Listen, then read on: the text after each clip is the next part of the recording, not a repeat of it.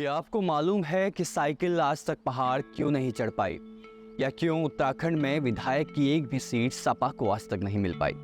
ऐसा पॉलिटिकल किस्सा जिसने उत्तराखंड की जनता को मुलायम सिंह यादव और सपा के खिलाफ कर दिया। नमस्कार, मैं दीपांशु ठाकुर और आप पगडंडी देख रहे हैं।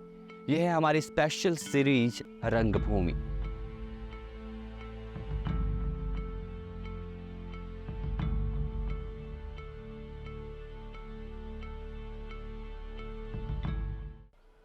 उत्तराखंड को अलग करने की चिंगारी निरंतर बढ़ते जा रही थी। आंदोलन अपना स्वरूप बदल रहा था, लेकिन उत्तराखंड आंदोलन के दौरान एक ऐसा हादसा हुआ जिसने पहाड़ी राज्य की राजनीति को हमेशा के लिए बदल दिया।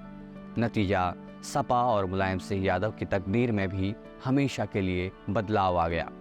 उत्तराखंड चुनाव में हमें हमेशा बीजेपी और कांग्रेस की कांटे की टक्कर देखने को मिलती है।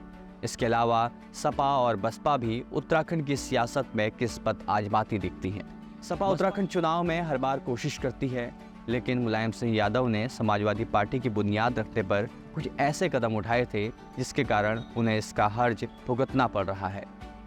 मुलायम सिंह यादव ने समाजवादी पार्टी की बुनियाद रखने के बाद पार्टी का पहला सम्मेलन इसी उत्तराखंड में नैनीताल में रखा था, लेकिन इन सब के बावजूद भी राज्य बनने के 2 दशक के बाद भी सपा की साइकिल उत्तराखंड के पहाड़ों पर नहीं चढ़ पाई।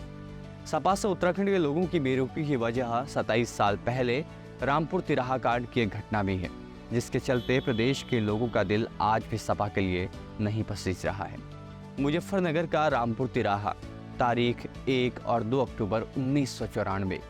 उत्तराखंड के लोगों के साथ बर्बरता को याद कर आज भी रूह कांप जाती है। उस रात न सिर्फ कई लोगों ने अपनी जान गंवाई, बल्कि तमाम महिलाओं की जिंदगियां भी तबाह कर दी गई। इस घटना को आज 27 साल बीत चुके हैं, लेकिन लोगों के घाव आज भी हरे हैं। यही वजह है कि पहाड़ के लोग सपा संस्थापक मुलायम सिंह यादव को राजनीतिक रूप से पसंद नहीं करते हैं। उत्तराखंड बनने से पहले मुलायम सिंह यादव उत्तर प्रदेश के मुख्यमंत्री थे। जल, जंगल, जमीन और पहाड़ से पलायन के मुद्दे को लेकर उत्तराखंड के अलग राज्य बनाने की मांग को तेज किया जा रहा था।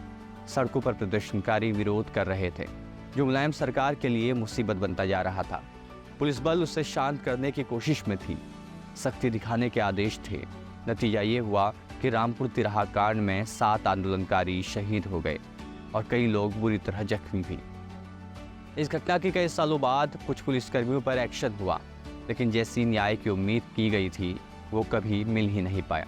दरअसल उत्तराखंड अलग राज्य बनने की मांग भले ही काफ़ी पहले से उठ रही हो, लेकिन मंडल कमीशन के बाद अन्य पिछड़ा वर्ग के लोगों के 27% आरक्षण दिए जाने से यूपी के पहाड़ी इलाकों में उत्तराखंड की मांग को तेज कर दिया गया था।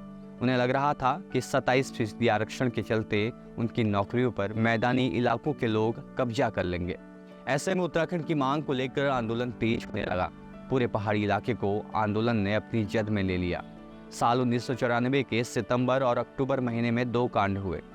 पहला 2 सितंबर को मसूरी कांड, जहां 6 आंदोलनकारियों ने अपनी जान से हाथ धो दिया। उत्तर प्रदेश के अलग राज्य बनने की मांग को लेकर राज्य आंदोलन संघर्ष समिति के नेतृत्व में प्रदर्शन चल रहा था। 1 सितंबर 1994 को खटीमा में पुलिस ने आंदोलन को खत्म कराने के लिए प्रदर्शनकारियों पर गोलियां बरसाई थी। इसके बाद 1 सितंबर की रात ही संयुक्त संघर्ष समिति ने झूलाकर स्थित कार्यालय पर कब्जा कर लिया था और आंदोलनकारी वहीं धरने पर बैठ गए। पुलिस ने 5 आंदोलनकारियों को गिरफ्तार कर लिया, जिसके विरोध में नगर के अन्य आंदोलनकारियों ने झूलाघर पहुंचकर शांतिपूर्ण धरना शुरू कर दिया और रात वहीं पर तैनात रहे। पुलिसकर्मियों ने बिना किसी पूर्व चेतावनी के मौन जुलूस निकाल रहे आंदोलनकारियों पर गोलियां बरसानी शुरू कर दी, जिसमें 6 आंदोलनकारी शहीद हो गए थे और एक मसूरी कांड घटना के बाद अलग राज्य बनाने की मांग तेज हो रही थी। मुलायम सिंह यादव उत्तराखंड पृथक राज्य बनाने के पक्ष में नहीं थे। अलग उत्तराखंड की मांग कर रहे आंदोलनकारियों ने 2 अक्टूबर 1994 को दिल्ली के जंतर मंतर पर प्रदर्शन करना तय किया।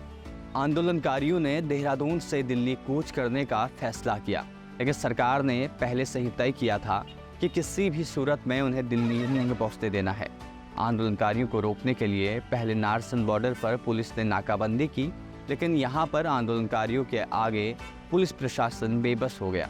इसके बाद गढ़वाल और कुमाऊं के आंदोलनकारियों का काफिला दिल्ली की तरफ बढ़ा, तो मुजफ्फरनगर के रामपुर तिराहा पर पुलिस ने जबरदस्त नाकाबंदी कर रखी थी। ऐसे में पुलिस ने अपनी मंशा स्पष्ट कर दी।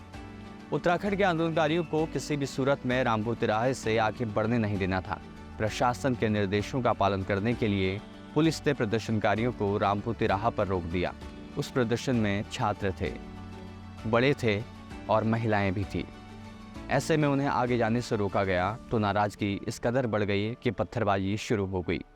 फिर उस पत्थरबाजी का जवाब पुलिस ने अपनी लाठी और गोलियों से दिया। अंधाधुंध फायरिंग की गई, कई गाड़ियों में भी आग लगा दी गई। पुलिस की गोलियों से 7 आंदोलनकारी शहीद हो गए। विवादित बयान और सपा का गिरता प्रदर्शन ऐसा रहा कि वो आज तक यहाँ जीत नहीं पाई। ऐसे में एक विवादित बयान में उन्होंने कहा कि मैं उनकी परवाह क्यों करूं, कौन सा उन्होंने मुझे वोट दिया था। ये बयान मुलायम सिंह यादव ने उन लोगों की मांग पर किया था जो उत्तराखंड को अलग राज्य बनाने की मांग कर रहे थे। ऐसे में लोगों